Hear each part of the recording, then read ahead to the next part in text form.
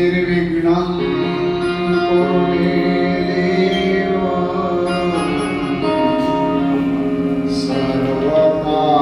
सर्वकार्येषु सर्वदा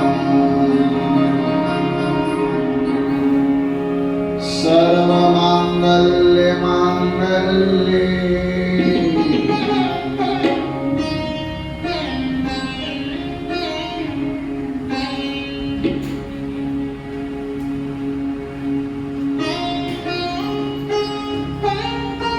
शिवे सर्वार्थसाधिके शरण्ये त्र्यम्बके गौरी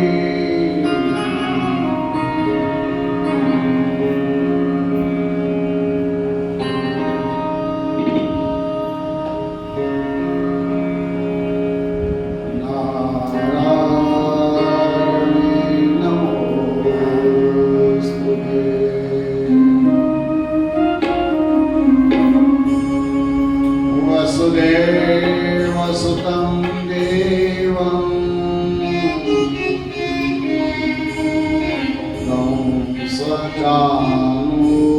कंसचाणूरमर्दनम् देवकी परमानन्दम्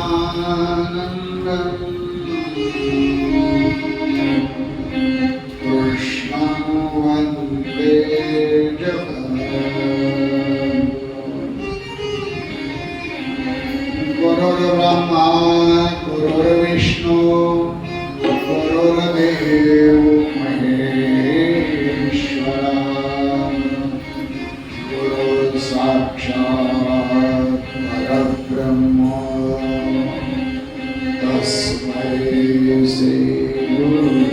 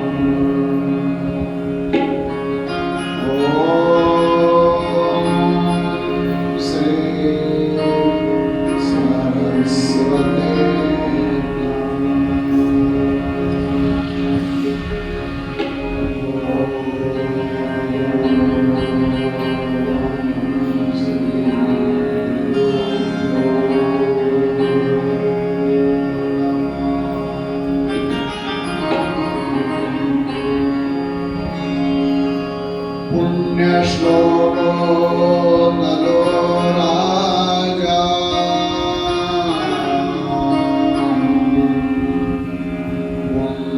पुण्यश्लोको गणार्दनः पुण्यश्लोको बलियश्च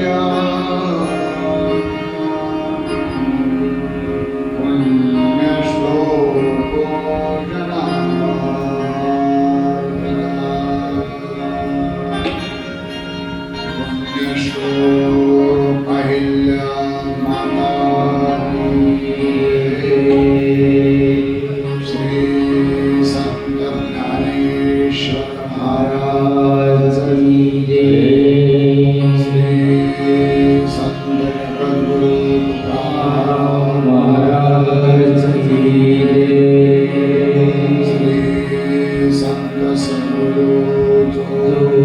महाराज की जय। संत सद्गुरु महाराज की जय।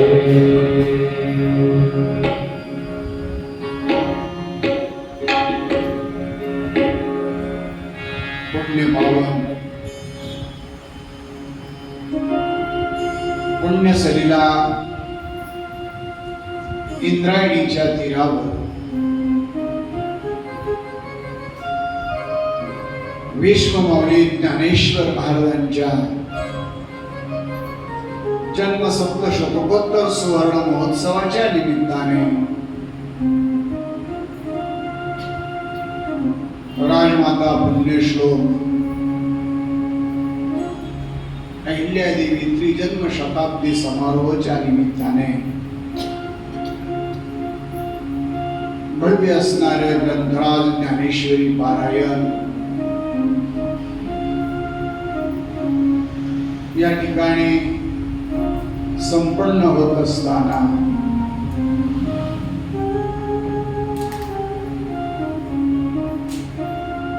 एका पुण्यवान महान शक्तीचा कार्याचा कर्तृत्वाचा इतिहास आपल्या डोळ्यासमोर असावा,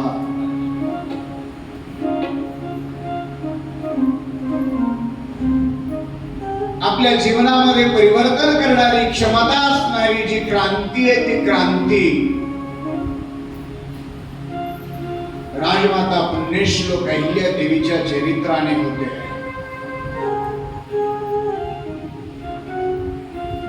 या जगतामध्ये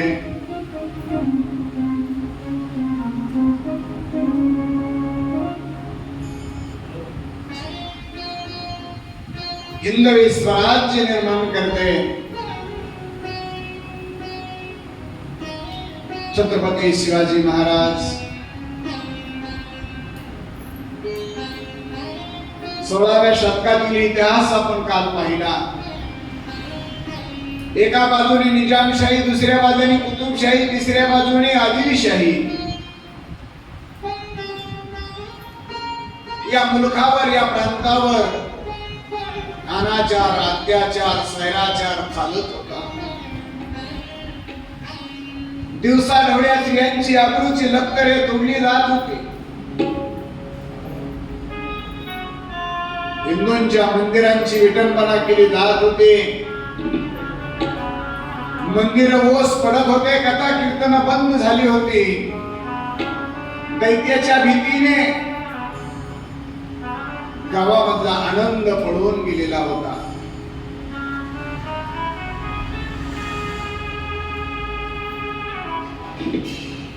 स्त्रियांचे आक्रोश किंकाळ्या कानावर पडत असताना हृदयामध्ये शकल होत होती. पण करणार काय? परिस्थितीचं गांभीर्य लक्षात घेऊन एका माऊलीनं आई जगदंबेची प्रार्थना केली आणि त्या आई जगदंबेला विनंती करून सांगितलं, बाई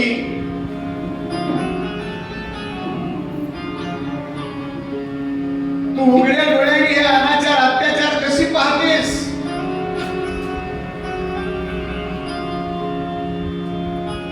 तू का दार लावून बसलीस? का तुझ्या तेजाचा आविष्कार दाखवत नाही? का तुझ्या शक्तीचं प्रदर्शन करत नाही?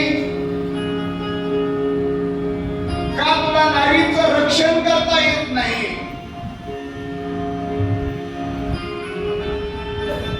आता तरी जागी हो आई, आता तरी जागी हो.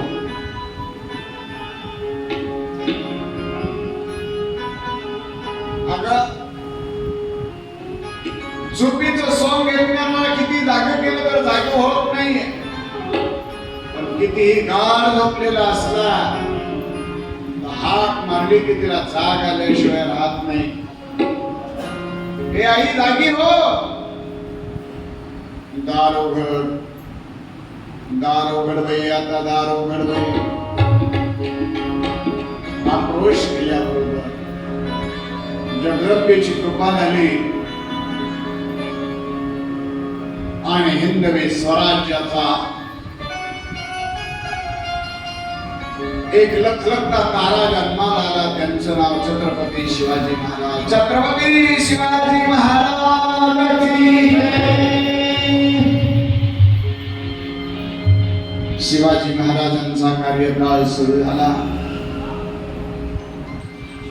अनेक मुलूक पादाक्रांत केले, अनेक लढाया केल्या, काही तह केले. कुठं 4 पावलं मागं आले, कुठं 4 पावलं पुढे गेले. शत्रूशी सामना करत करत राज्य मान्यता मिळाली.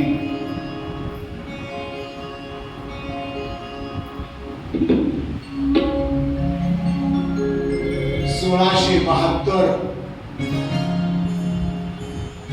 या कालखंडामध्ये स्वराज्याची राजधानी म्हणून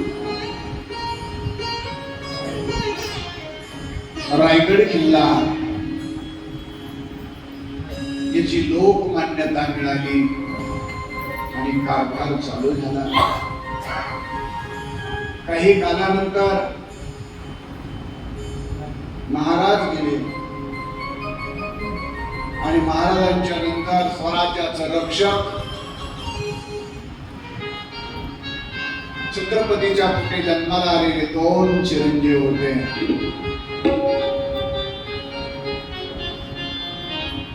थोरल्या चिरंजीवाचं नाव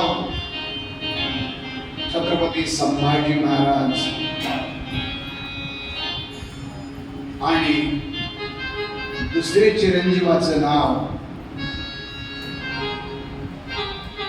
राजाराम.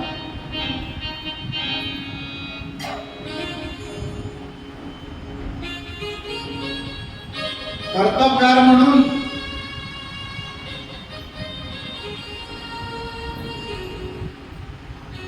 संभाजी महाराजांचा इतिहास जगाच्या पुढे आहे.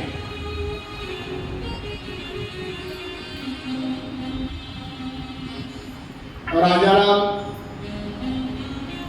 हे सोयराबाईचे चिरंजीव.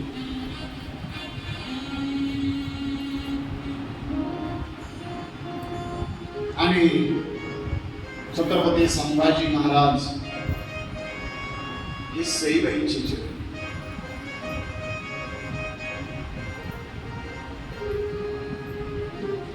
स्वराज्याची स्थापना करत असताना छत्रपती शिवाजी महाराजांनी 8 लग्न केले. 8.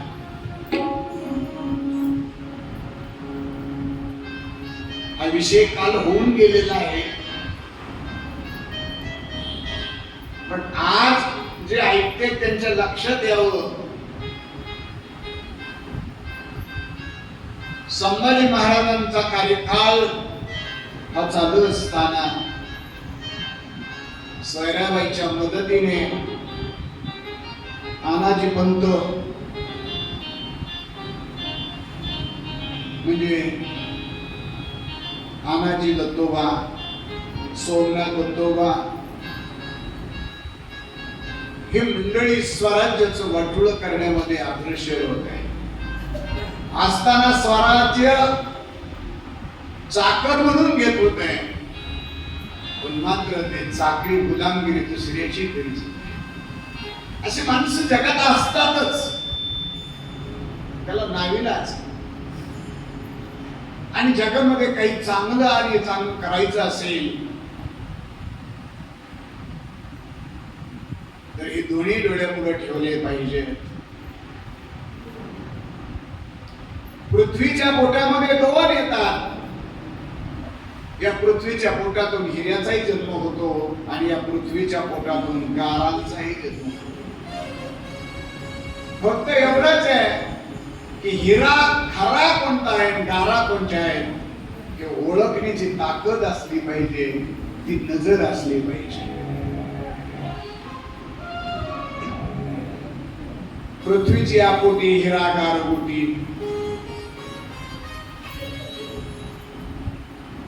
किंबहुना दह्यातून लोणी पण निघतं आणि दह्यातून ताक पण निघतं. ताक आणि लोणी एका दह्यातून निघत जरी असले तर दोघांचं मोल मात्र वेगळं आहे. ताक फुकट कुणी येत नाही आणि लोण्याला किंमत दिल्याशिवाय तसं हिऱ्याला किंमत आहे, गाराला किंमत नाही. पण एक सांगू का, हिऱ्यापेक्षा चमकणाऱ्या गाराच असतात. हिऱ्यापेक्षा चमकणाऱ्या सत्याला चप्पल घालेपर्यंत खोटं गावभर फिरत असत. जीवनामध्ये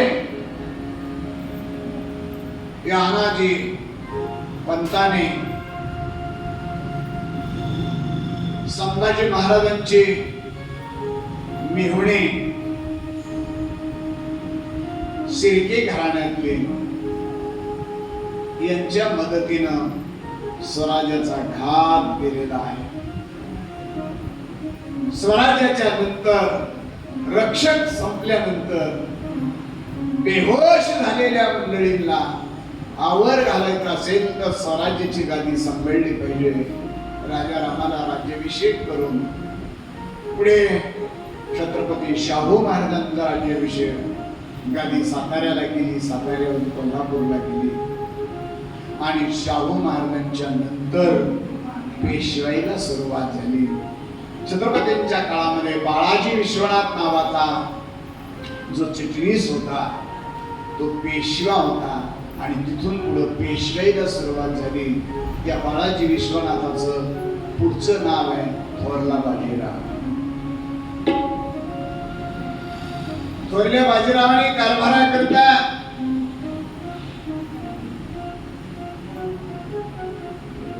पुण्याच्या शेजारी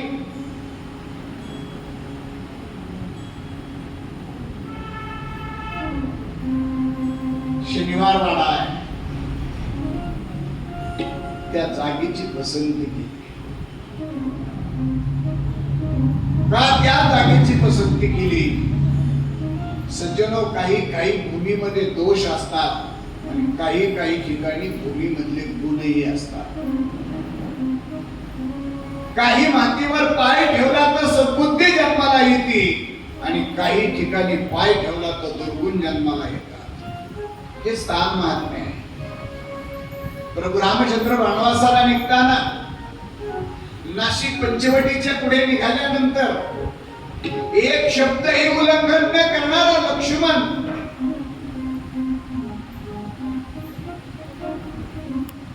प्रभूच्या पाठीमागून पुढे आले आणि प्रभूला म्हणायला लागले, भैया वनवास तुम्हाला का मला? आणि वनवास जर तुम्हाला असेल तर तुमची पत्नी तुमच्या बरोबर आहे आणि माझी पत्नी मात्र घरी सोडून आलेली आहे. मग मला सांगा ना, खरा वनवास तुम्हाला?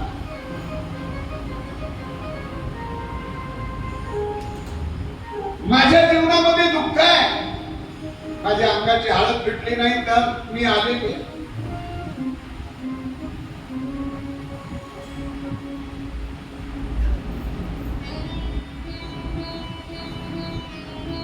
थोडा अंतर निघून गेल्यानंतर लक्ष्मणच्या मनात आलं, अरे मर्यादा पुरुषोत्तम प्रभू रामचंद्राला आपण कधी माघारी बोलत नव्हतो, मग इथं का बोललो?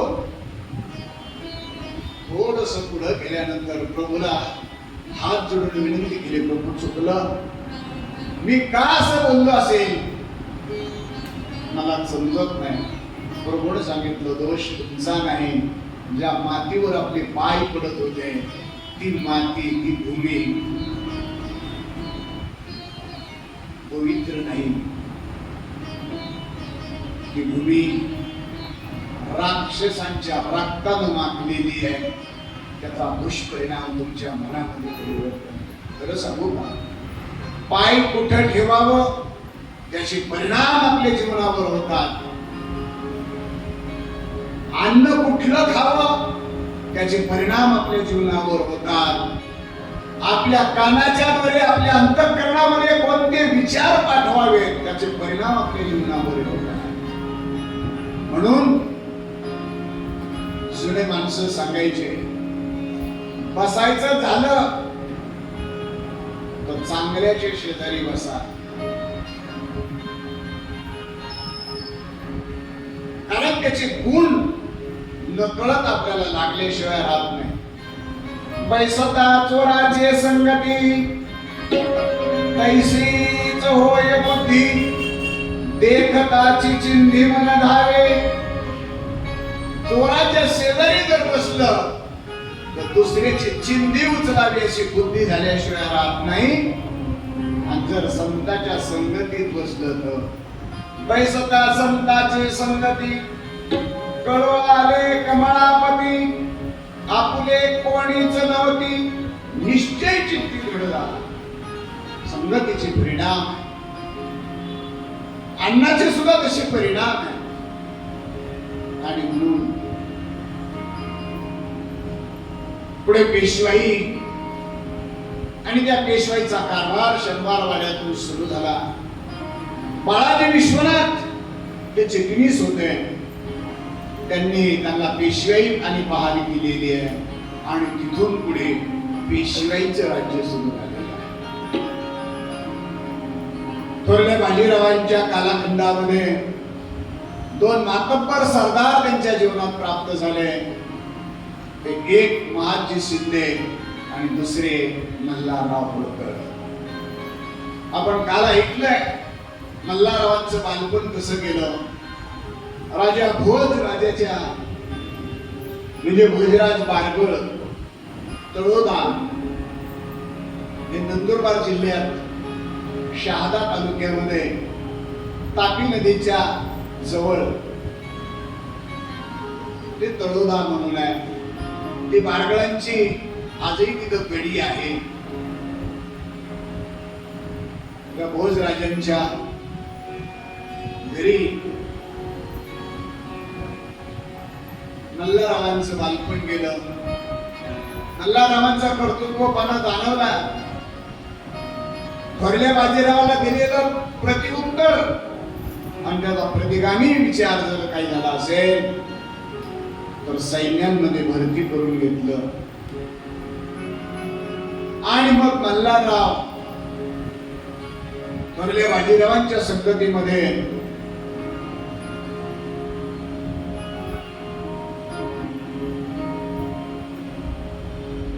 प्रवास करत असताना बीड, पाटोदा, जामखेड या मार्गाने पुण्याकडे जात असताना, पूर्वीच्या काळामध्ये चुंडी हे गाव बीड जिल्ह्यामध्ये होते. नंतर पुनर्रचनेमध्ये ती नगर जिल्ह्यामध्ये जामखेड तालुक्यामध्ये आले.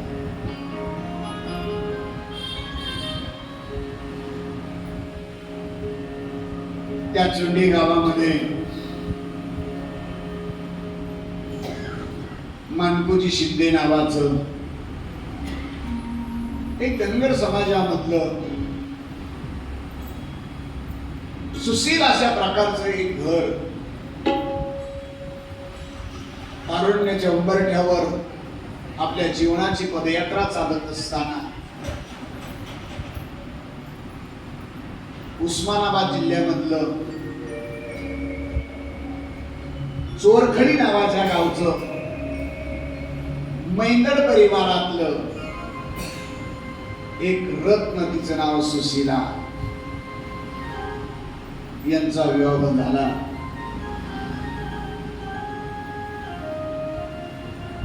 आणि या विवाहाच्या नंतर बराचसा काळ निघून गेला. पुत्रप्राप्ती झाली नाही. संसारामध्ये फार बेचैन अवस्था असते. संसाराची सफलता ती आहे. निपुत्रिकाचं तोंड जगाला दाखवू नये अशी खिन्न भावना ते बिचारीच्या अंतःकरणामध्ये येत होती. काही करावं ते कळत नव्हतं. भाग्याचा उदय झाला. भाग्याचा उदय की हे जोडी संत पाय. आणि अचानक दारामध्ये एक साधू भिक्षा मागण्याच्या निमित्ताने आला. आणि भिक्षा मागण्याच्या निमित्तानं आल्यानंतर कोणीतरी अतिथी आलेला आहे. भिक्षा मागण्याकरता ती मातोश्री जाती आहे, पण पदर डोक्यावरून नाकापर्यंत घेतलेला आहे. मी काल बोलतो ना, तरी स्त्रिया लपवी अवयवात. कुलवान घरातली स्त्री आपलं संपूर्ण शरीर झाकून घेते. आणि खरं सांगू का,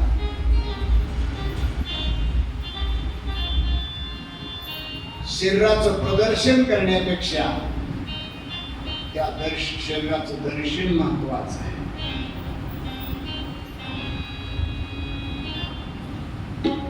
दर्शनाने पवित्र भावना जन्माला येतात आणि प्रदर्शनाने वासना जन्माला येतात. आणि म्हणून नखशिकांत ती झाकलेली स्त्री उंबऱ्याच्या बाहेर आली, भिक्षा वाढली. पण तो साधू, तो बैरागी दुसरा तिसरा कोणी नसून साक्षात भोलेनाथ भगवान परमात्मा तिच्या दारामध्ये आले होते.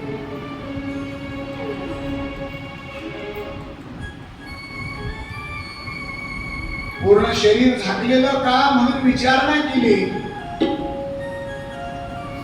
तिने सांगितलं, निपुत्रिकाचं तोंड दाखवू नये, मी पापिष्टी आहे आणि म्हणून मी झाकून घेतलंय. आणि मग त्यांनी सांगितलं, जा, तुझ्या पोटी फार मोठं रत्न जन्माला येणार आहे, पण मी सांगतो तो उपाय कर.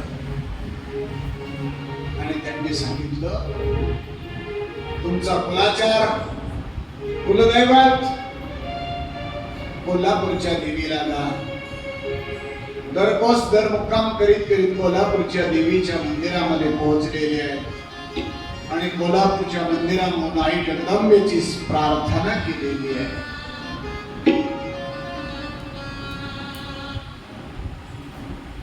जगदंबेची काही अनुष्ठान केलेलं आहे.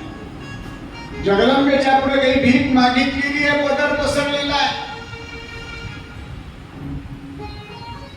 पोटी संतान असावं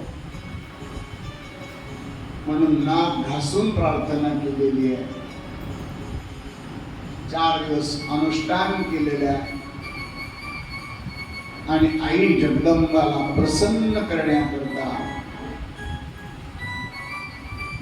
साधा तंबाखूचा इडा दुसऱ्याच्या खिशातून काढायचा असला तरी त्याला सांगावं लागतं, तुझा दादा होता ना, तो गावात दुसरा तसा माणूसच नव्हता. कोणी आधी आला तर जीव घातल्याशिवाय त्यांनी वाटे लावलं नाही. काय तुझ्या वडिलाचं नाव लौकिक होत? अरे काय दरारा होता, काय वैभव होता.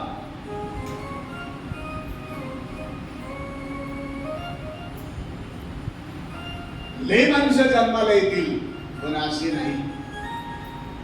एवढं प्रसन्न वाटतं त्याला, माझ्या वडिलाचं एवढं होतं. ते म्हणतो, बरं येऊ का? नाही नाही, बसा, तंबाखू घ्या. जे दुसऱ्याच्या खिशातली तंबाखू काढायची असेल तरी स्तुती करावी लागते. इथं जगदंबेची स्तुती करायला सुरुवात केली, जगदंबेची स्तुती केली, दर्शन घेतलं आणि परतीच्या प्रवासाला आले.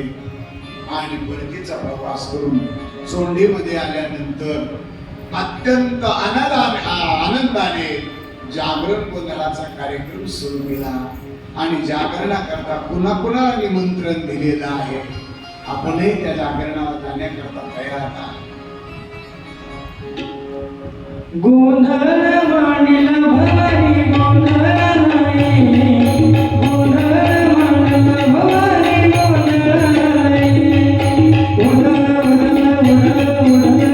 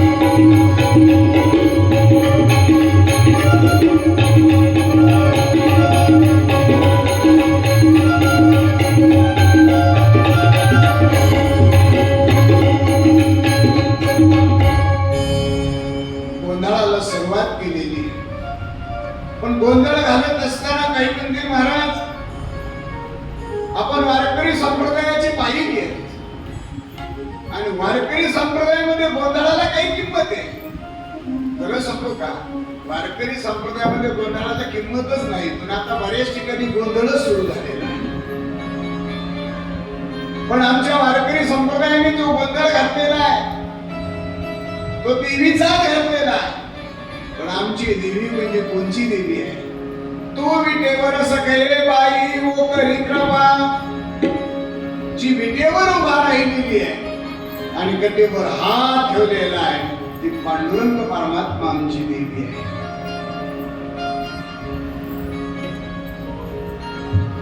आणि तिचा गोंधळ घातलेला आहे.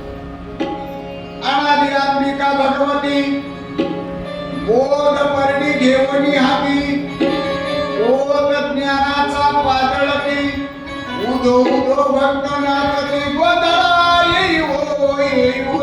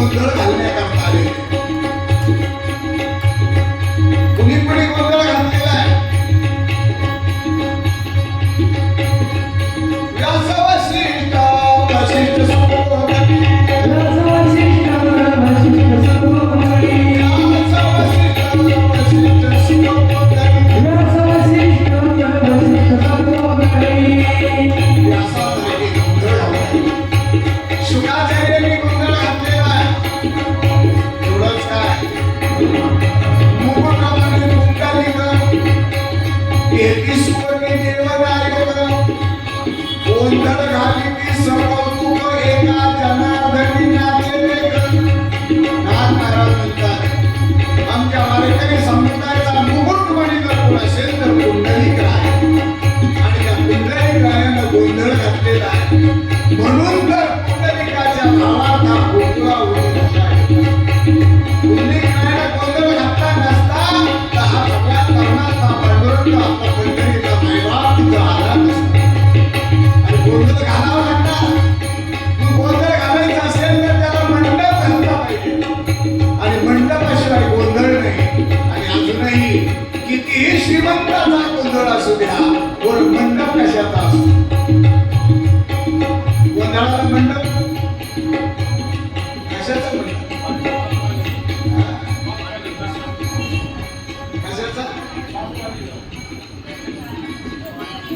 मंडप मंडप कशाचा घालते?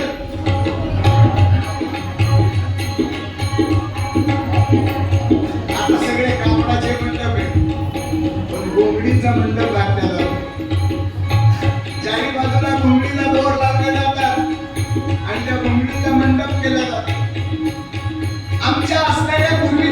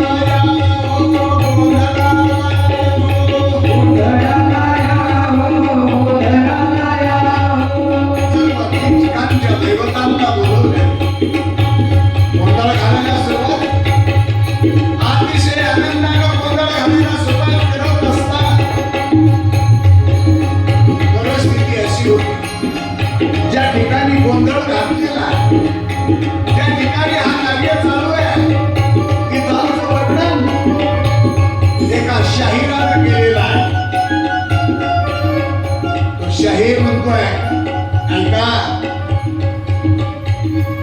ज्या ठिकाणी या गोंधळाला मी प्रारंभ केलेला आहे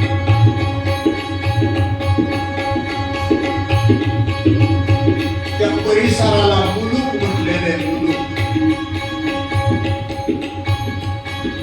पूर्वीच्या काळामध्ये कोण्या मुलखातून आले, आता कोण्या गावातून आले. तो जो मुलूक होता त्या मुलखाचं वर्णन अतिशय गोड अशा प्रकारचं महाकवी दासगणूंनी केलेलं आहे. दासगण म्हणतात दुष्काळी मुलूक तो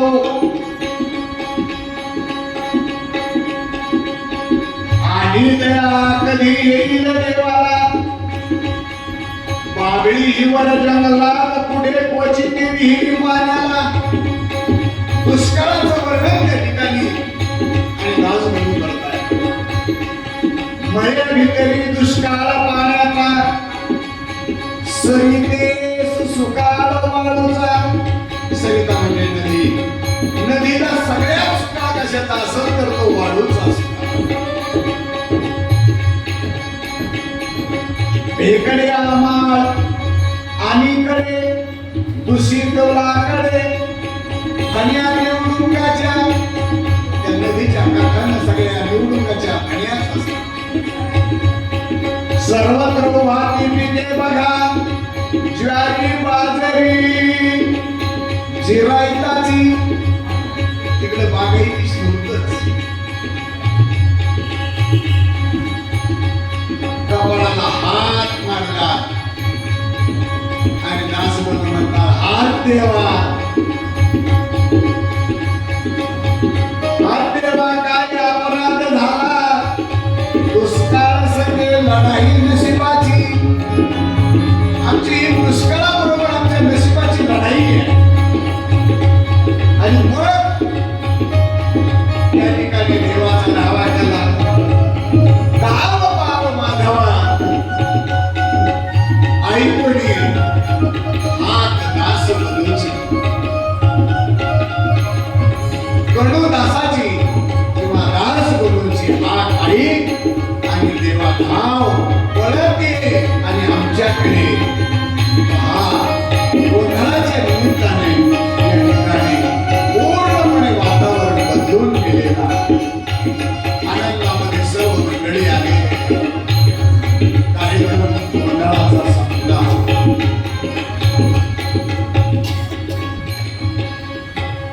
संपूर्ण परिसराचं वर्णन या ठिकाणी केले गेलं. आणि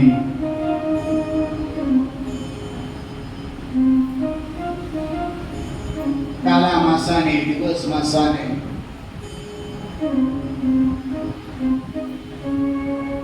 सुशीलाबाईंना दिवस दिलेले आहेत.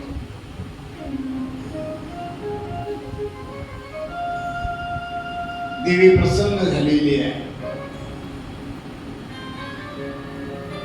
7व्या महिन्यामध्ये ढोल जेवण केलेलं आहे.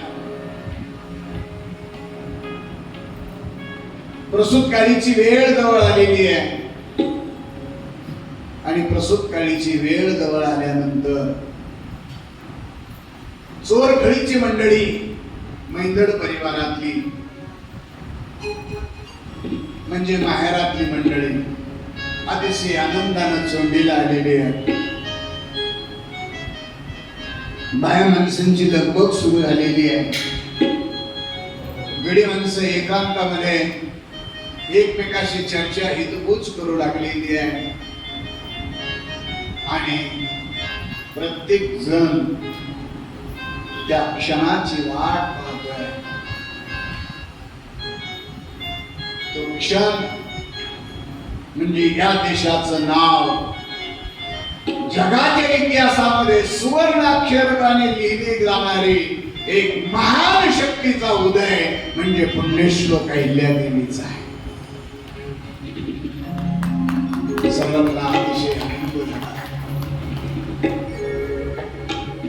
कन्या रत्न प्राप्त झालं.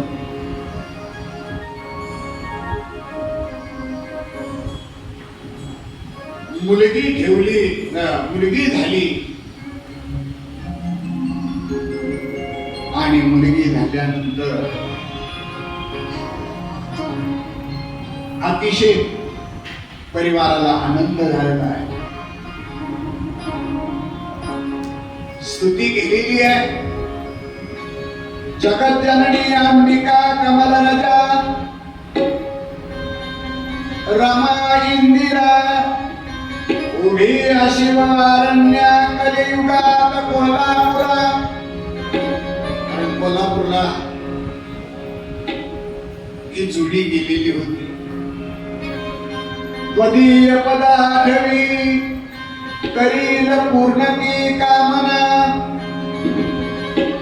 नको वसुसे स्थळी त्वरित जाय तिच्या दर्शना. त्या जगदंबेच्या दर्शनाकरता सर्व मंडळी आतुर झालेली आहे. आणि योगायोगाने बातमी बाहेर आली, मुलगी झाली.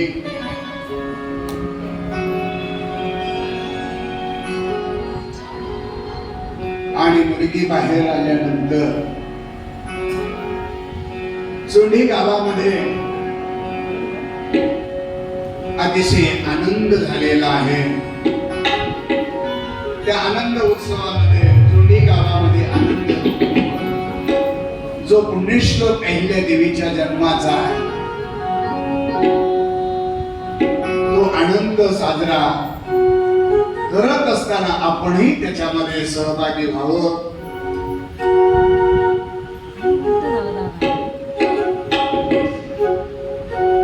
चोंडी गावाला आनंद झाला, चोंडी गावाला आनंद झाला. शिंद्याच्या घरी पाळणा आला, शिंद्याच्या घरी पाळणा आला. शिंद्याच्या घरी पाळणा आला. शिंद्याच्या घरी पाळणा आला.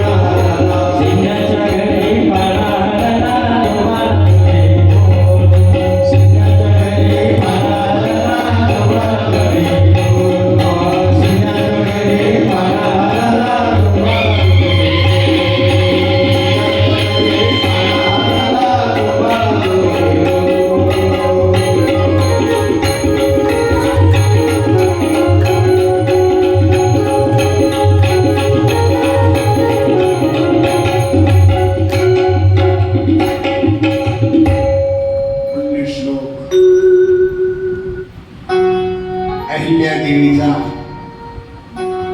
चुंडी गावामध्ये शिंद्यांच्या घराण्यामध्ये जन्म झाला. त्याची चाहूल लेकरू रडल्याशिवाय येत नसते.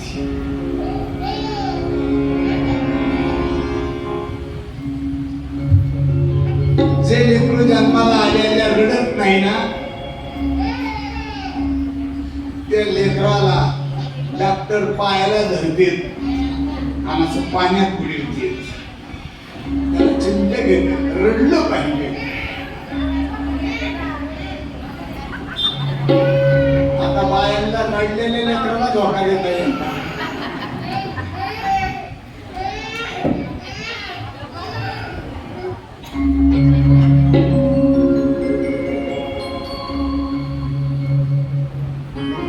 जीवनामध्ये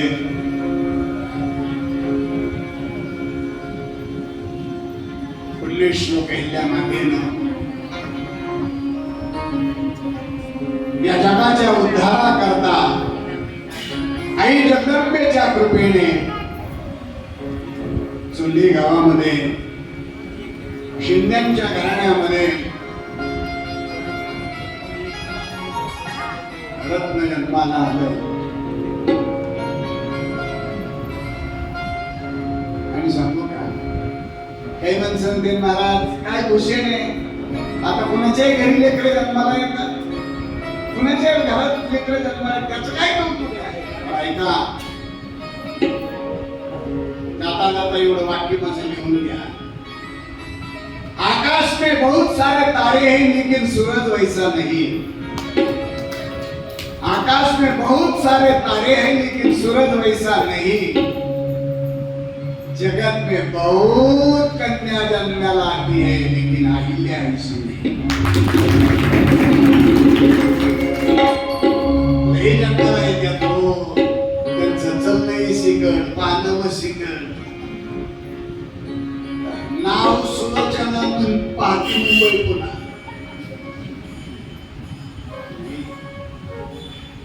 बाळाचा जन्म झाला, कुंडली पाहिल्या गेली, अनेक विद्वानांना बोलून घेतलं, एकत्र बैठक झाली आणि नाव काय ठेवायचं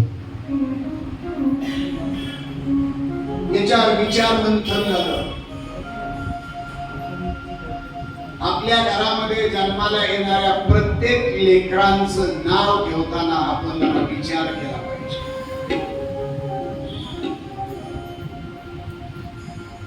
लई नवस करून आणि लई उपवास तपास करून लेकर जन्माला घालणं जरी तुमच्या हातात असलं तरी त्या लेकराला घडवणं मात्र तुमच्या हातात राहिले.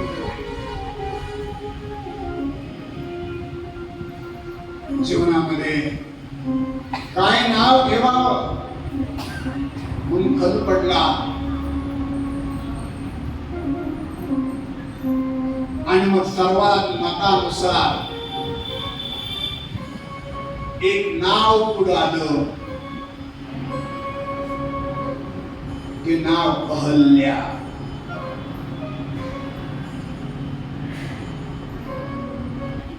शास्त्रार्थ करणाऱ्या मंडळींनी त्याचा अर्थ काढला.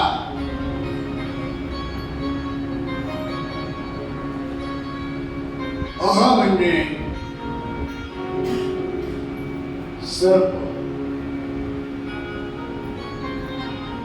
अह म्हणजे नाग, अहिल्या म्हणजे आला.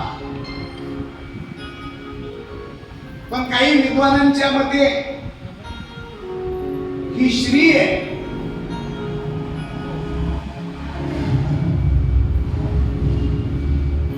मग हिचं नाव अहिल्या असावं. अहि म्हणजे नागिन, अहिल्या म्हणजे आली.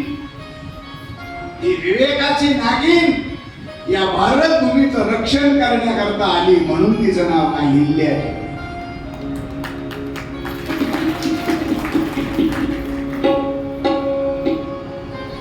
सर्वांमध्ये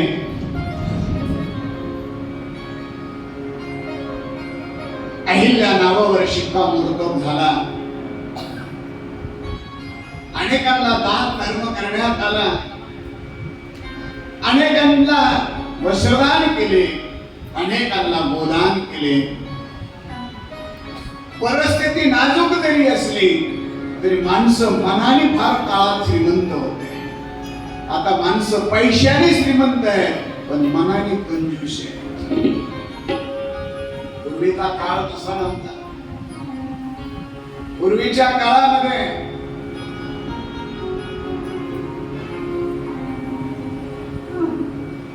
गल्लीमध्ये काही झालं तर अख्खं गाव गोळा होतो.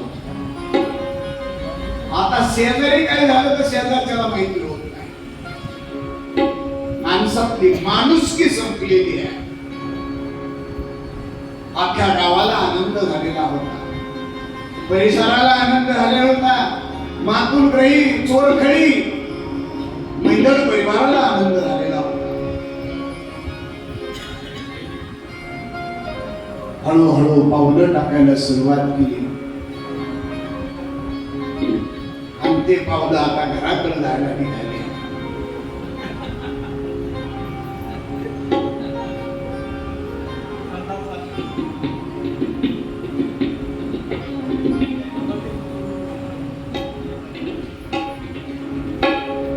तुमच्या धारा वाट बघतात.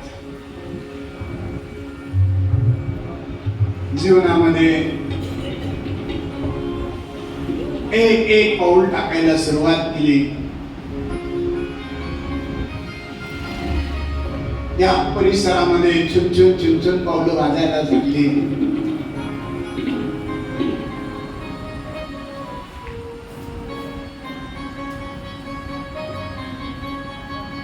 सर्व ठिकाणी आनंदाचं वातावरण तयार झालं.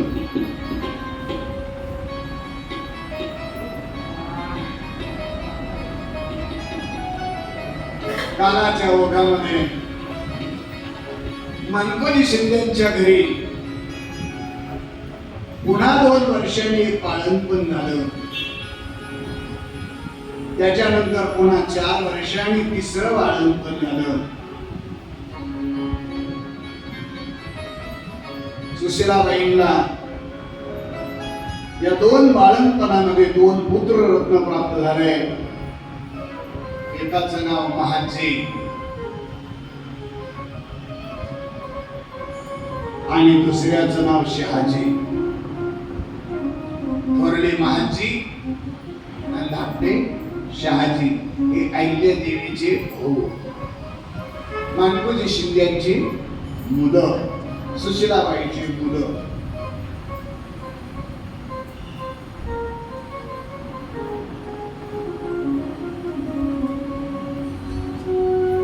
अहिल्या देवीचा बालपणाचा काळ जेवढा आईवडिलांच्या संगतीत होता तेवढाच तातेबापंत नावाचे ब्राह्मण त्यांच्या संगतीमध्ये बालपणाचा काळ अहिल्या देवीचा गेला. त्यांच्या बरोबर मंदिरामध्ये जाणं, मंदिरातले पूजेच्या टायमाला फुलं वाहणं, उदबत्ती लावणं, आरती करणं, कधी घंटी वाजवणं, कधी पाणी घालणं, पूजा अर्चा करणं. बालपणापासून तिच्या मनाला वेग लागले. पूजा अर्चा करायची, अत्यंत आनंदानं ती त्याच्यामध्ये समरस होऊन गेली. पुढे चाणक्य बुद्धीची जी चुणू बोलणारी मुलगी, तिच्या प्रारब्धाची गती अत्यंत गतिमान वेगानं वाढू लागली. काय झालं? सन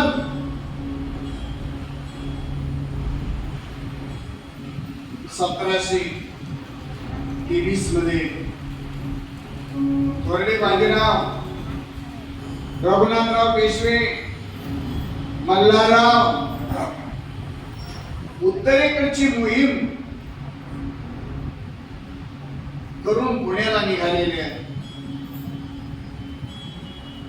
आणि उत्तरेकडून आल्यामुळे ते बीड मार्गे जामखेड, चोंडी, कर्जत, सिद्धटेक, राशीन, दौंड, हडपसर आणि पुणे या मार्गाने त्यांचा प्रवास आणि त्या प्रवासामध्ये त्यांचा मुक्काम एक दिवस सोंडीमध्ये पडलेला आहे. शाही घाटामध्ये तो प्रवास त्या ठिकाणी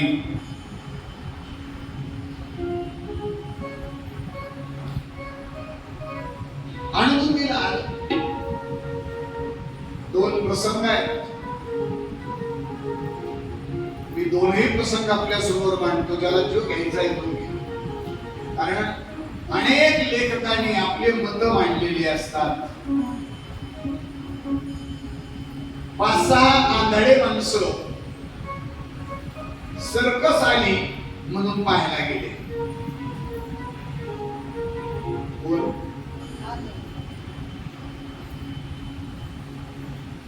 काय पाहायला गेले?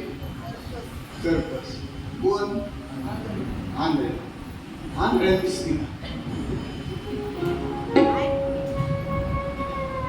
पण जे लोक सर्कस पाहायला जायचे ना, लोक कौतुक करायचे, काय सर्कस आहे, काय हत्ती, काय घोडे, काय वाघ.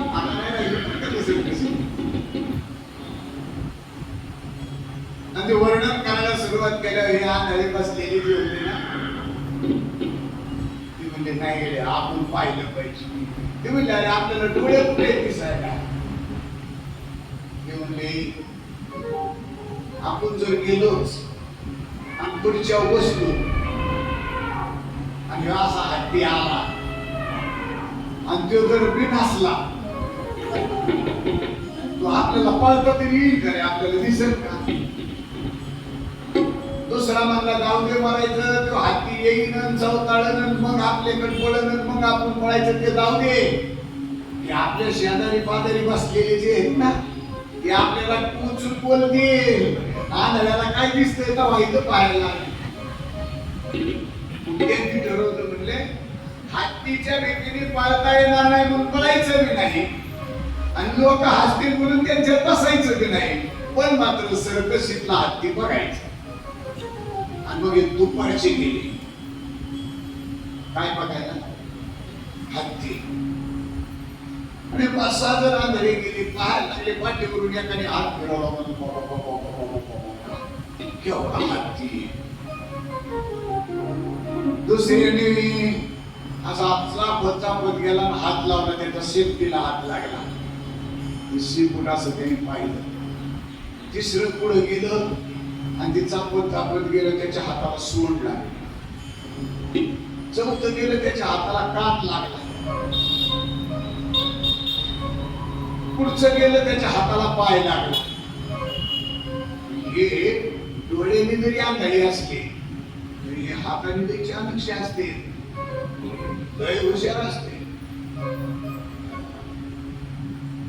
तुम्ही जरा बघा, जे मंदिरात घाटात आंधळे बसलेले असते, नसलं तुम्हाला दाखवू तुम्ही संध्याकाळी. तिथे एक आंधळा बसलेला असतो. मी त्याला म्हणलं पारायण सुरू झाले, पारायणाला बसा. नाही म्हणलं मी पारायणच करतो. म्हणलं मग बसा ना. नाही म्हणलं मंदिरात बसतो. म्हणलं मंदिरात बसण्यापेक्षा इथंच बसा, इथंही पारायण तिथंही पारायण. नाही म्हणला तिथं कोणीतरी 10-5 रुपये देत. आता 10-5 रुपयाच्या आशेने तो मंदिरात जाऊन बसलेल्या माणसाला खरंच ज्ञानेश्वरी बद्दल असता येईल. त्याच्याबद्दल फक्त एवढंच आहे. कोण आणि अशा माणसाला तुम्ही पैसे टाका, खोटे करे लगेच मिळतो. डोळ्याने नाही दिसत पण हाताला मात्र कळतं. सगळे बाजूला आले आणि बसले, म्हणले अरे हत्ती कसा आहे? ज्याने पाय पाहिला तो म्हणला हत्ती खांबासारखा आहे. म्हणलं गप्प आहे, तो हत्तीच नाही पाहिला. मग हत्ती आहे ना कणगी सारखा आहे, कणगी सारखा. पोट पाहिलं होतं. तो म्हणला नको बाता मारूस, कणगी सुरू हत्ती सुपासारखा आहे. त्यांनी कान पाहिला. ज्यांनी सोन पाहिली तो म्हणला हत्ती मुसळासारखा आहे. हत्ती तसा नाहीच आहे, हत्ती त्याच्यापेक्षा वेगळा आहे.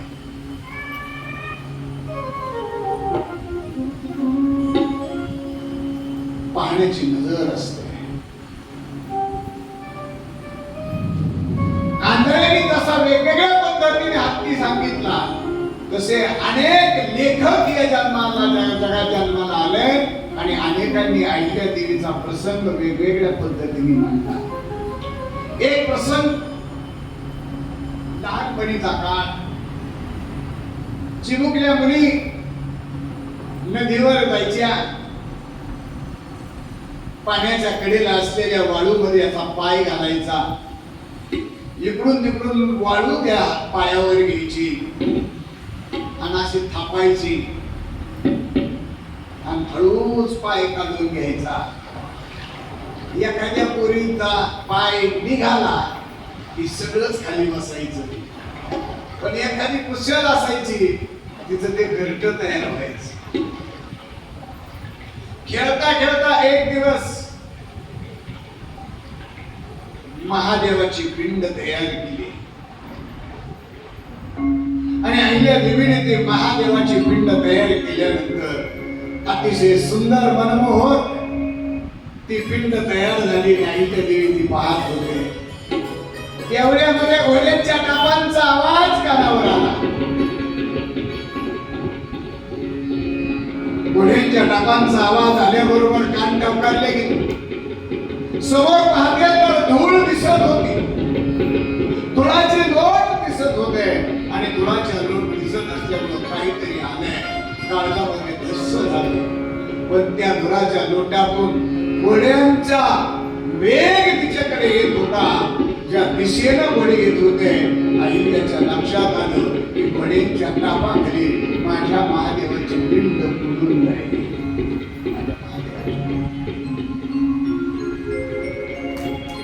आणि मग तिनं पाहिलं आणि सांगितलं माझा प्राण गेला तरी बेहतर पण मी केलेली महादेवाची पिंड मी यांना बुडू देणार नाही.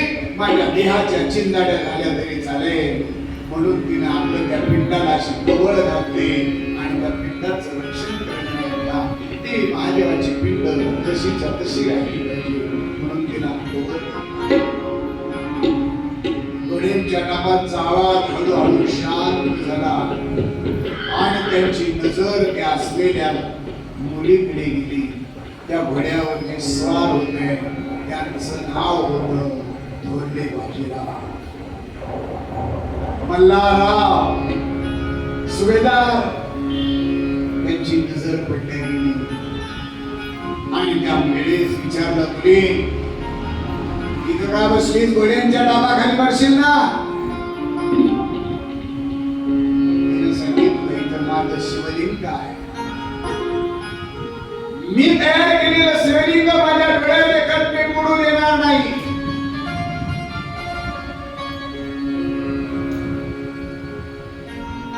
माणसं पारखण्याची नजर असल्यामुळे थोरल्या बाजीरावाच्या लक्षात आलं की मातीचं केलेलं शिवलिंग रक्षण करण्यामध्ये देहाची बाजी लावणारी ही मुलगी लहान नाहीये, ही महान कर्तबगार आहे. तिच्यातले गुण थोरल्या बाजीरावांनी ओळखले.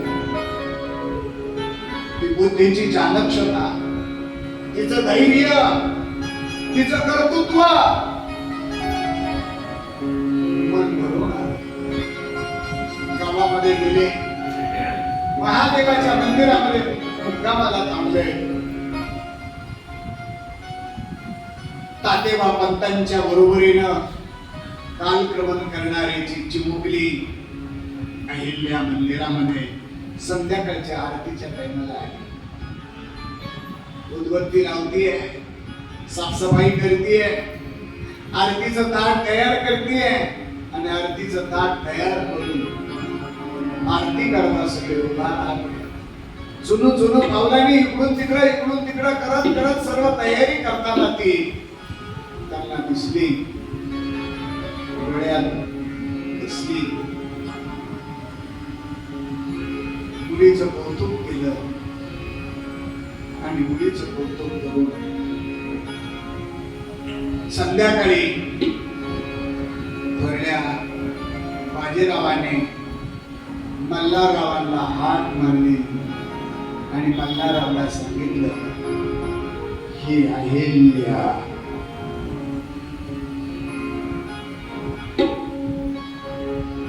खंडेरावला द्यायला काही हरकत नाही आणि होळकरांची सून म्हणून द्यायला तुम्हाला काही अडचण येणार नाही. माणसं ओळखण्यामध्ये तरबेज असलेले मल्हाररावांच्या सुद्धा मनामध्ये घर करून दिले. अतिशय आनंद झाला आणि संध्याकाळी तात्याबा पंतांच्या मदतीने शिंदेची आणि होळकरांची पहिली बैठक झालेली आहे आणि त्या बैठकीचे साक्षीदार त्या काळातले चिटणीस म्हणजे बाळाजी विश्वनाथ थोरले बाजीराव यांनी अत्यंत सुंदर अशा पद्धतीने बैठक पार पडली. मानकोजी शिंदेंनी सांगितलं, कुठं आम्ही कुठं तुम्ही सोयरी करायची पण तोलांपराची माणसं असावी. आमचा पदर फाटका आहे, तुम्ही राजवैभवातली माणसं, आम्ही नाही करणार तुमच्यावर.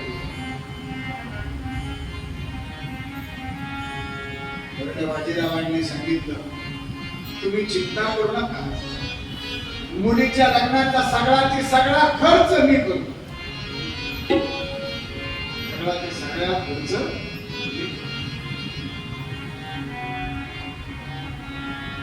माणसं ओळखता येतात आणि पुण्यश्लोक अहिल्या देवीच्या लग्नाची बोलली. मुहूर्त ठरला आणि थोरल्या बाजीरावांनी सांगितलं की लग्नाचा सगळा खर्च मी करतो. करतात का हो तुम्ही? एवढं कुणी करत? कुणाच्या तरी मुलीचा खर्च कुणीतरी येतो करतो असं शक्य होत नाही. बापाच्या पायातले चप्पलचे 4 तुकडे झाले तरी त्यालाच पळावं लागतं. भाऊकीतले सुद्धा पळतीलच याची गॅरंटी नसते. पण पूर्वीचा काळ होता, अहिल्या देवीच्या लग्नाचा खर्च शनिवारवाड्याच्या पटांगणामध्ये थोरल्या बाजीरावांनी केलेला. शनिवारवाड्याच्या पटांगणामध्ये माझ्या अहिल्या देवीचे लग्न झालेलं आहे. खंडेराव म्हणतात लांब कशाला? 1993 ला याच मंडपात मी आता जिथं उभा आहे तिथं 3 मे म्हणजे आज 2 महिना चालू आहे. त्या मे महिन्याच्या 3 तारखेला 93 सालामध्ये माझ्या लग्नाचा सगळा खर्च खंडू आप्पांनी केला. फोटोची वर आहे ना लावलेला, या धर्मशाळेचे संस्थापक आप्पा. माझे लग्न त्यांनीच जमवलं आणि त्यांनीच करून दिलं. आणि तुम्हाला खोटं वाटत असलं तर कथा संपल्यावर मला भेटा, त्या सालातली पत्रिका अजून मी जपून ठेवलेली आहे. मला एक जणांनी विचारलं, इतके दिवस कशाला जपून ठेवली? काही कटू आठवणी सुद्धा जपावे लागतात. काही गोड आठवणीच माणसं जपत असतात असं नाही. काही कटू आठवणी, ती आठवण वेगळी असते. मला वाटतं इथं बसलेल्यापैकी 4 वर्षापूर्वी ज्याचं लग्न झालंय त्याची सुद्धा पत्रिका त्याला सापडायची नाही सापडायची.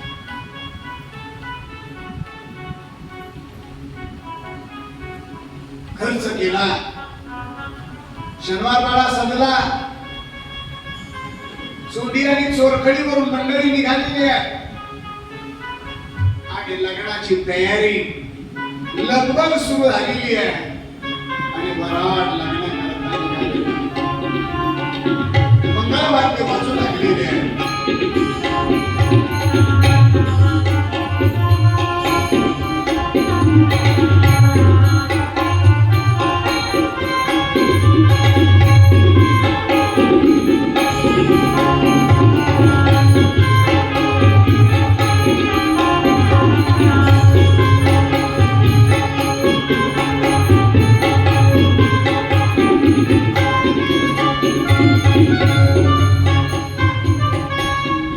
सर्व मंडळी मंगळवाद्य वाजत असताना शनिवाराच्या पटांगणामध्ये जमलेले शिकवलेली असलेली त्या काळामध्ये बालपणामध्ये लग्न होत होते आणि अहिल्या देवाची त्या अहिल्या देवीच्या लग्नाचा सुंदरसा थाट वैभव पाहिलं आणि चोरखडीची मंडळी सोंडीची मंडळी म्हणजे बाई पोरीने नशीब काढली.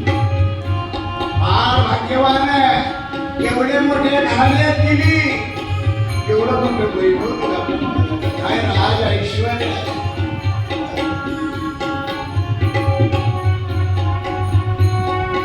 वैभव डोळ्यात येईल असं प्रकारचं. त्या लग्न सोहळ्याकरता आशीर्वाद देण्याकरता छत्रपती शाहू महाराज उपस्थित. शाहू महाराजांच्या आशीर्वादानं माझ्या अमृष्ट पहिल्या देवीचा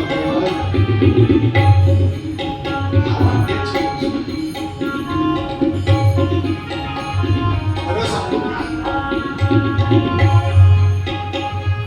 अनेकांचे आशीर्वाद घेत चला,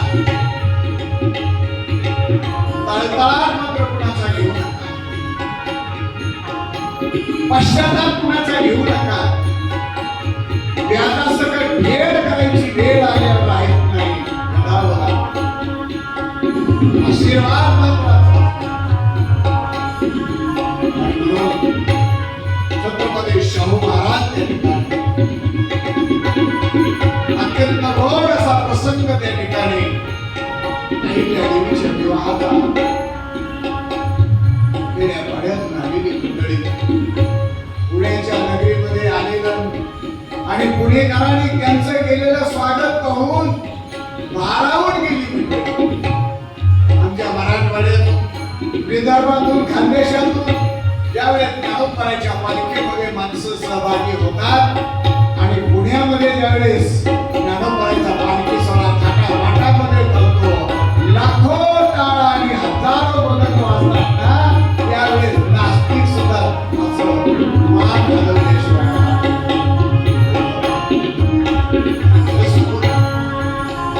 ज्ञानोबाचा पालखी सोहळा आहे ना, तो आळंदी ते पंढरपूर पर्यंत शोभून दिसतो.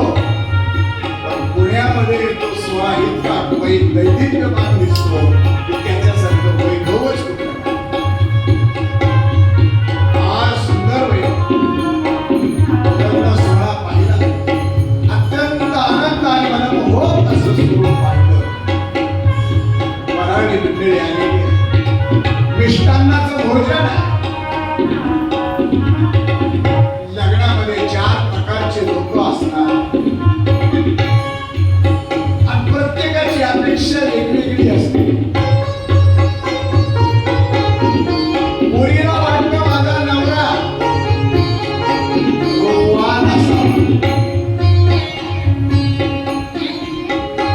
कन्या मरयते रूपम माता वित्तम.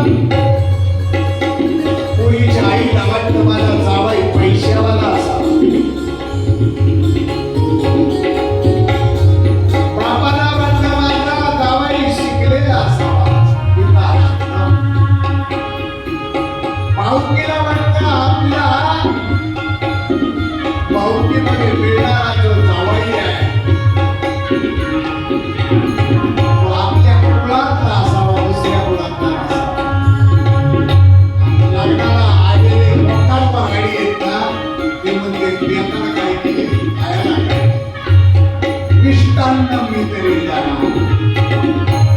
कुणाचं लक्ष कुणीकडे, कुणाचं लक्ष कुणीकडे. सगळे मंडळी मंडपात आलेले आहे. अक्षतावाल्याने अक्षता वाटायला सुरुवात केलेली आहे. नवरदेवाचं गेटवर आगमन झालेलं आहे आणि नवरी मुलीला बोलवलं.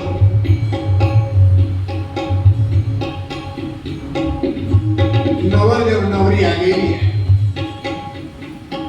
पूर्वीचा काळ सांगतोय मी आताचा काळ नाही बोलत, मी बोलण्यासारखा नाहीये. पूर्वीच्या काळामध्ये अगोदर नवरदेव पाटावर येऊन बसायचा, एक उभा राहायचा.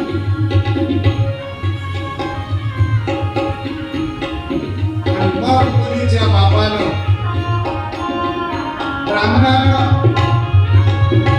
मानाचा असलेला मामा त्याला मुलगी उचलून आणायला लावायची. आणि मग त्या लग्नातला शालू नेसलेली मुलगी आणि तिच्या अंगावरून पूर्णपणे एक वस्त्राने ती झाकलेली असायची. पूर्वीच्या काळात नवरीच्या अंगावर पायापर्यंत ती झाकलेली असायची. त्या मुलीचा पदरही दिसत नव्हता, साडीही दिसत नव्हती, पायही दिसत नव्हते. एवढं ते झाकून घेतले होते. त्याचं नाव काय? पूर्वीच्या काळामध्ये त्या नवरीला झाकलेलं जे वस्त्र होतं त्याचं नाव काय? हा, शेलकट. पूर्वीच्या काळामध्ये होतं शेलकट. आता माणसं इतके झाले हलकट. शेलकट दिले टाकून आणि ती आली वडली. वड ती वडली कशाच्याच कामाची नाही. मला सांगा बरं, लग्नानंतर 8 दिवसांनी त्या मुलीला विचारलं नाही तुझी वडली कुठे? सवारी ती पूर्वीच्या बायांकडे बघा जरा. ती शेलकट लग्नातलं गावामध्ये शिरताना गावाच्या बाहेर जाताना ती बांधून घेत होती. एवढ्यावर नव्हतं भागत. काही दिवसानं लेकरू जरी झालं तर ती लेकरू शेताकडे घेऊन जाताना त्याच शेलकटामध्ये असं गुंडाळायचं आणि एक भाग असा खांद्यावरून घ्यायचा आणि दुसरा भाग इकडून घ्यायचा आणि अशी गाठ मारायची. त्याला काय म्हणायचं? पाठीशी घाल. आता ह्याडाव्या पुरीला पाठीशी कशाला म्हणते हेच कळत. पूर्वीचा काळ वेगळा होता.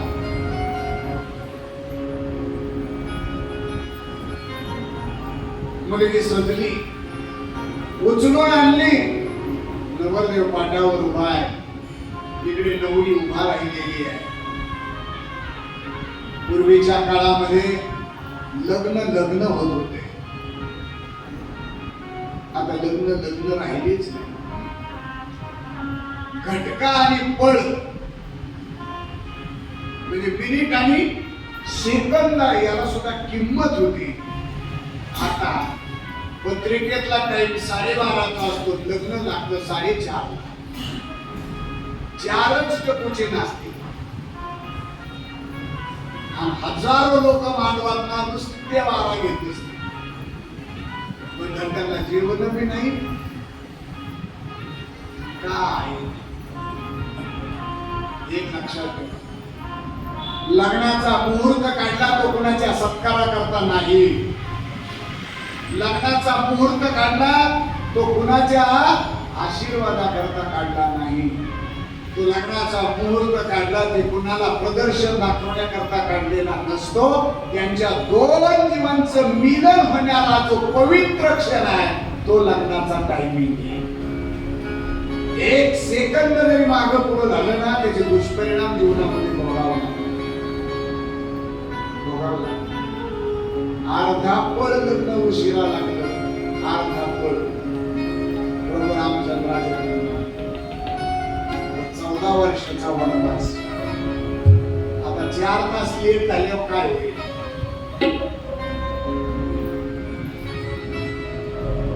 त्या लग्नाचा विधी आहे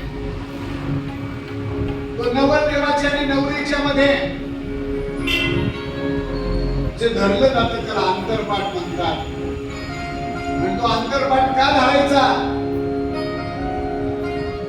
नजर चुकीने नवरीची दृष्टी नवरदेवावर नको आणि नवरदेवाची दृष्टी नवरीवर नको.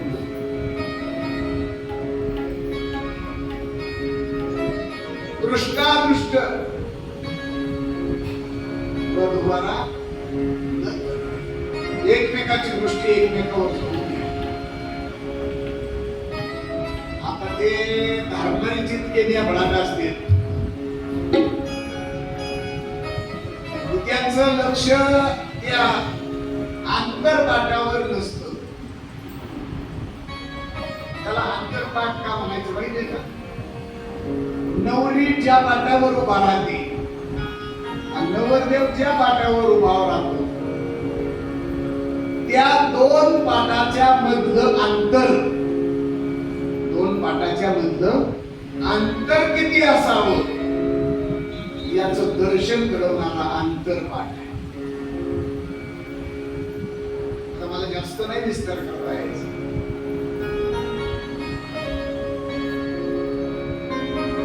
लईत माझ्यासारखा गंभीर उभा राहिला ना अंतरपाठ धरायला फोटोवाले लई नमुने वाच असतील. खाली हो तुम्हाला सांगतो, लग्नात नाचणारे आणि फोटोग्राफर जेवढा वेळ घेते तेवढा कोणीच वेळ घेत नाही. अंतरपाठ धरलेला आहे. अहिल्या एका बाजूला उभा केलेली आहे, खंडेराव एका बाजूला उभा केलेले आहे, मानापानाचे सरदार येऊन बसलेले आहेत आणि राजेशाही घाटामध्ये माझ्या अहिल्या देवीचा विवाह सोहळा संपन्न होत आहे. आणि त्या काळामध्ये जे शास्त्रोक्त मंगल अष्टका म्हणायचे त्या मंगल अष्टकामध्ये आणि तो विवाह सोहळा संपन्न होत आहे. आपणही त्या ठिकाणी त्या सोहळ्याला जरी त्या टायमाला हजर नसतो तरी आज आपण प्रतीक म्हणून आपण त्यांचा लग्न सोहळा सुद्धा या ठिकाणी संपन्न करून आपण सर्वांनी या ठिकाणी त्या सोहळ्याकरता हजर राहा. अक्षदा मिळाल्या असं समजा आणि त्यांचं स्वागत नवरदेव नवरीचं आपण सर्वांनी या ठिकाणी करायचं.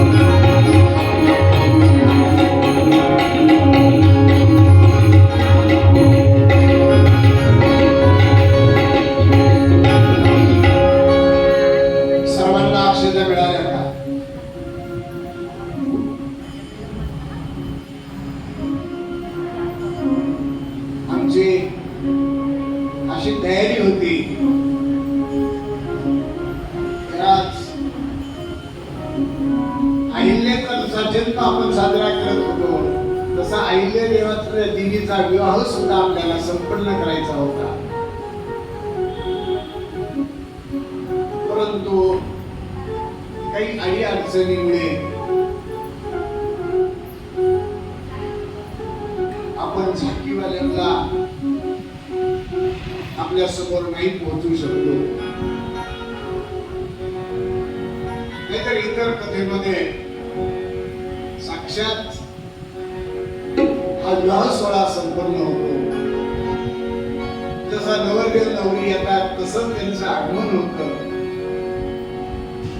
आपणही समजायचं त्यांचं स्वागत करत तिथपर्यंत आणलेले आहेत. अक्षता मिळाली असतील तर मंगल अष्टकाला सुरुवात करायला काही हरकत नाही. स्वस्ति श्री गणनायका गजमुखा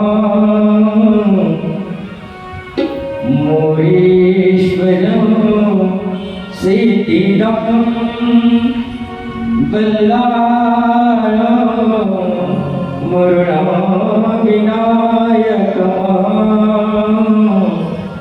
चिंतामणि सेवरा लेयाद्रि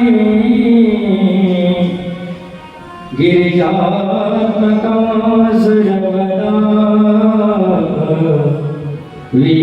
विश्वदं पूजया ग्रामेरान्द संस्थित गणपते कुर्यात् सदा मङ्गलं शुभमङ्गलं सावधान.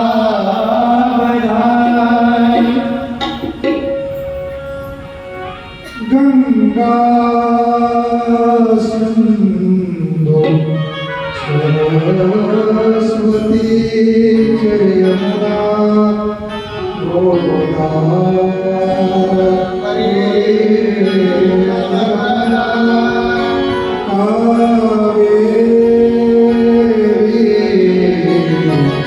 सरयो महेन्द्र तनया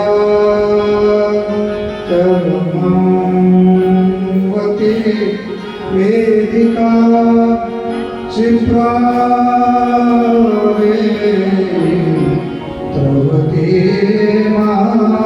सुरमदे ख्याता जया गंगकी पूर्णा जले समुद्र सहिता ओया सदा मंगलम शुभमंगलम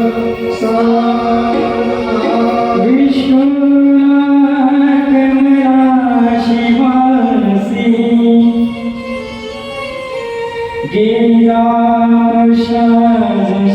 गिरिराजशीरुक्मिणी सिंधूला सरिता तरुषी लतिका चंद्रादशी रोहिणी रामासी जनकात्मजा प्रियादशी सावित्री सत्यव्रता तैसी वधू साजरी वर्तसे ऐश्वर्यासे आता होयात सदा मंगलम शुभमंगल सावधान सावधान शुभमंगल सावधान.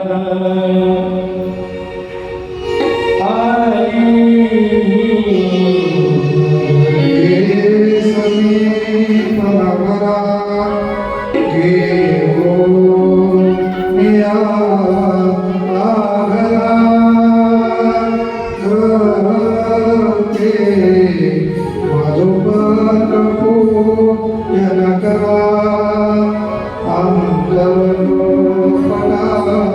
हे धरा दृष्टा वधूवरा करिता दोघे करारी उभे बालमंत्री बहुगल मला करणे उद्या सदा मंगलम शुभमंगल सावधान तदेव जग्रम सुनिरात देव आधावनं प्रबलं तदेव विद्यावनं दैवमनं तदेव लक्ष्मीपते नमस्कारामि कुलदेवता इष्टदेवता चिंतन ग्रामदेवता चिंतन उदारी सावचिंतन वाजंत्री सावचिंतन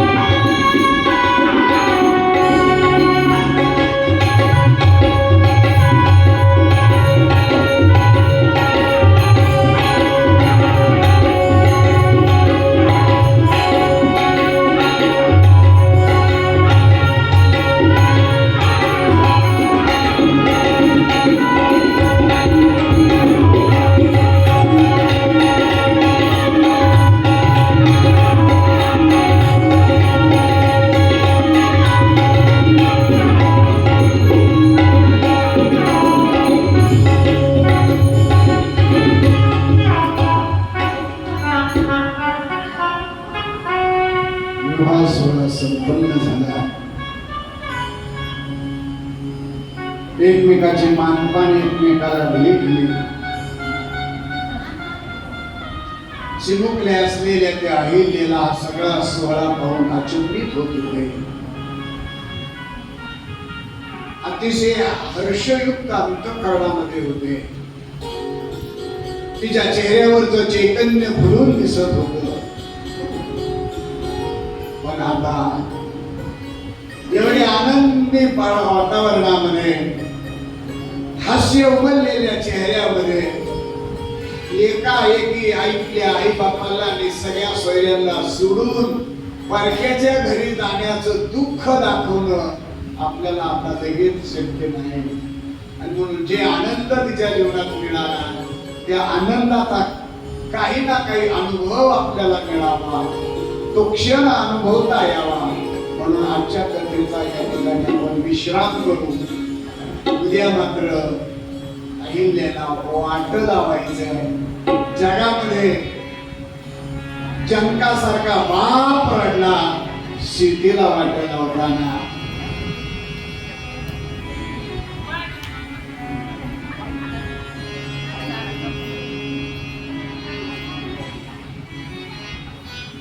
मुलीला वाट लावत नसताना महिला रडत जरी असल्या तरी तो प्रसंग हजार पटीने बापाकरता वेगळा असतो.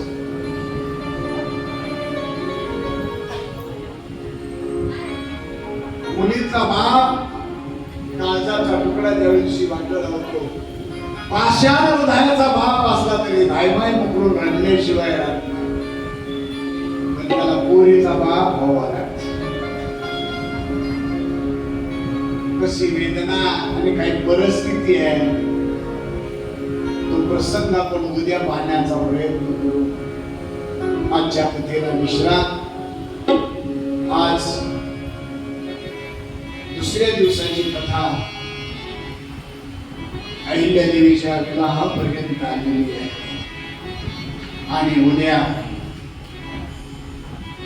पुढच्या प्रवासाला म्हणजे सासरी नांदायला निघणार आहे.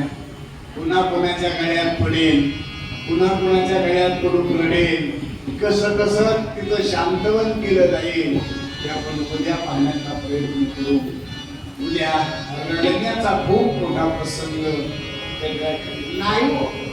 किती आवरण्याचा प्रयत्न केला ना तरी बाप असो, आई असो, शेजारी असो, गल्लीतले असो, परक्या असो, तरी सुद्धा मुलीला वाट लावताना धाग्याने करून रडल्याशिवाय तो प्रसंग फार वेगळा असतो. त्या प्रसंगाचं उद्या आपण या ठिकाणी प्रागट्य करणार आहे. आजच्या कथेला विश्राम.